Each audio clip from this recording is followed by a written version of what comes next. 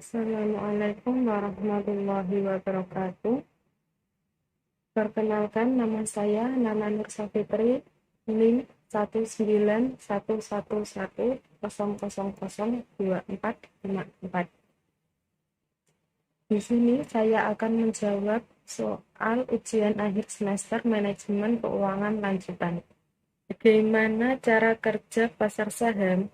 Pasar saham memberikan fasilitas yang aman dan memiliki regulasi supaya peserta di pasar saham dapat berinteraksi dengan aman dan memiliki risiko operasi yang minim.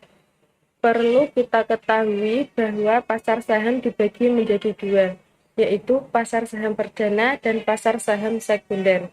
Pasar saham perdana adalah di mana perusahaan menerbitkan dan menjual saham pada publik untuk pertama kalinya. Sedangkan pasar sekunder adalah menyediakan fasilitas perdagangan saham untuk saham yang sudah terdaftar bursa, mendapatkan keuntungan dari biaya yang dikenakan dalam aktivitas perdagangan di pasar sekunder. Apa sih perusahaan sekuritas, emiten, OJK, KPEI, KSPEI? Perusahaan sekuritas adalah perusahaan yang dapat izin dari OJK untuk melakukan usaha sebagai perantara investor dan perusahaan.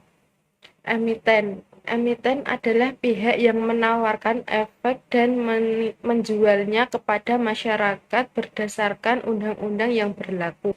OJK bertujuan agar kegiatan di sektor jasa keuangan terselenggara secara teratur, adil, transparan, dan akuntabel. KPEI merupakan pinjaman penyelesaian transaksi bursa efek yang teratur, wajar, dan efisien. KSEI bertujuan untuk menyediakan jasa kustodian sentral dan penyelesaian transaksi yang teratur, wajar, dan efisien. Jangka panjang memiliki beberapa jenis, yaitu surat utang subordinat, obligasi berdasarkan penghasilan, obligasi hipotek, sertifikat perwalian peralatan. Surat utang subordinat merupakan instrumen utang jangka panjang tanpa jaminan dengan klaim atas aset dan penghasilan yang lebih rendah daripada kelas utang lainnya, disebut juga utang junior. Obligasi berdasarkan penghasilan merupakan obligasi yang pembayaran bunganya bergantung pada kecukupan pendapatan perusahaan. Obligasi hipotek merupakan obligasi yang diterbitkan dengan jaminan gadai atau properti penerbitnya. Sertifikat perwalian peralatan merupakan peralatan sekuritas berjangka menengah dan berjangka panjang yang dikeluarkan oleh perusahaan transportasi seperti perusahaan kereta api atau penerbangan yang digunakan untuk mendanai pembelian peralatan baru. Saham preferen dan apa saja fitur-fiturnya. Saham preferen merupakan bentuk campuran dari pendanaan yang menggunakan fitur utang dan saham biasa, sehingga merupakan jenis saham yang biasanya menjanjikan dividen tetapi dengan melalui pertimbangan dewan direksi. Fitur saham preferen, fitur dividen kumulatif, fitur partisipasi. Fitur dividen kumulatif merupakan persyaratan yang menyatakan agar semua dividen kumulatif yang belum dibayar untuk saham preferen dibayar sebelum pembayaran dividen untuk saham biasa. Fitur partisipasi merupakan saham preferen yang memperbolehkan pemegangnya untuk ikut mendapatkan peningkatan dividen jika para pemegang saham biasa menerima peningkatan dividen. Apa sih saham biasa dan apa saja hak-hak pemegang saham biasa? Saham biasa adalah pemilik terakhir perusahaan secara kolektif. Mereka memiliki perusahaan dan menanggung resiko akhir yang berkaitan dengan kepemilikan. Akan tetapi, tanggung jawab mereka hanya pada jumlah investasi mereka. Hak-hak pemegang saham biasa, hak atas laba, hak suara. Hak atas laba, para pemegang saham biasa berhak atas bagian laba perusahaan hanya jika dividen tunai dibayar. Hak suara, karena para pemegang saham biasa perusahaan adalah pemilik perusahaan mereka, berhak untuk memilih dewan direksi. Dalam sebuah perusahaan besar, para pemegang saham biasanya hanya melakukan pengendalian tidak langsung melalui dewan direksi. Dewan direksi tersebut kemudian akan memilih manajemen perusahaan. Apa sih perbedaan pinjaman berjangka dan sewa guna usaha?